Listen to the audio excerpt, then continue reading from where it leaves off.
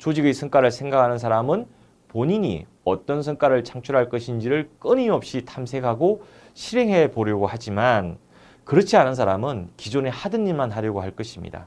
그래서 이것이 성과를 창출하는 사람과 그렇지 않은 사람을 구분짓는 중요한 포인트다라고 할 수가 있습니다. 조직의 성과를 생각하지 않고 자신의 역할만 생각하는 사람은 높은 목표를 수립하지 않습니다. 할 수 있는 일만 하려고 할 것이기 때문입니다.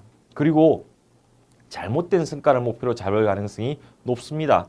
올바른 목표라고 하는 것은 조직의 성과 창출로 연결되어야 하기 때문입니다. 이런 사람들은 스스로 목표를 수립하기보다는 목표를 부여받기를 기대합니다. 이것은 지식 노동자로서의 위치를 스스로 포기하는 행위입니다. 그런 사람들은 자신이 가지고 있는 모든 잠재력을 발휘할 수 있는 기회를 가질 수가 없게 됩니다. 결과적으로 높은 성과를 창출하지 못하게 됩니다. 조직의 성과를 생각하는 지식 노동자는 상사와 그리고 주변 동료와 공통의 주제에 대해서 관심을 가지게 됩니다.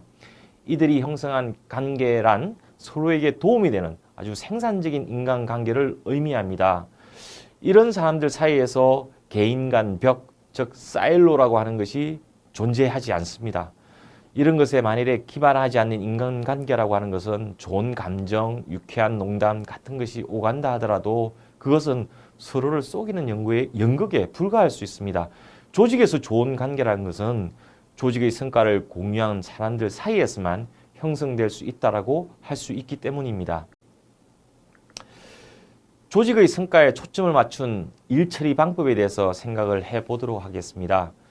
우선순위를 정해서 일을 한다는 것은 시간 관리와 밀접한 관계가 있는 일입니다. 지식 노동자는 항상 시간의 절대 부족 상태에 있기 때문에 이 일은 굉장히 중요한 일입니다. 그러므로 중요한 일부터 하는 것은 또 당연한 일입니다.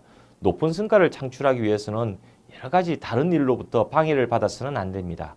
그렇게 되면 그저 바쁘게만 보일 뿐입니다. 그 대신 결과를 만들어내기 위해서는 충분한 시간을 가지고 지속적인 노력을 해 나가야 합니다. 우리가 강점을 활용하여 성과를 창출하는 경험을 하게 되면 본인이 가지고 있는 강점을 중요한 기회에 집중시켜야 한다는 점을 더욱 강하게 가지게 됩니다. 이것이 성과를 창출하는 방법입니다.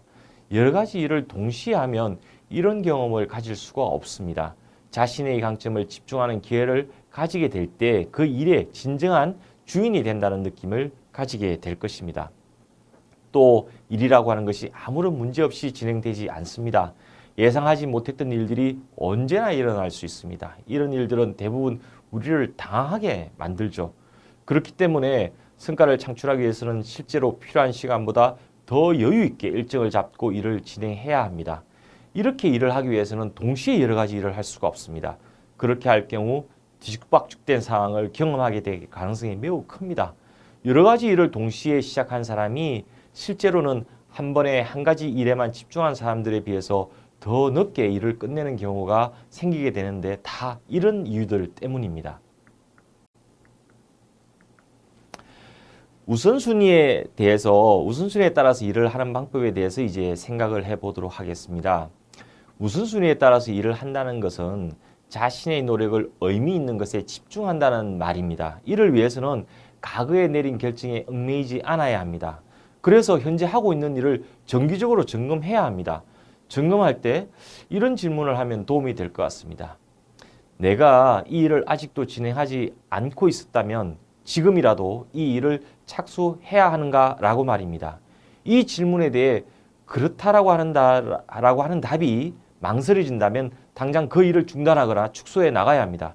쉽지 않은 결정이지만 그 결정은 현명한 결정이 될 것입니다. 우리는 새로운 아이디어가 없어서 문제가 되지 않습니다. 그런 아이디어는 지금까지 해오고 있던 일들 때문에 끼어들 틈이 없어서 사용되지 않기 때문입니다.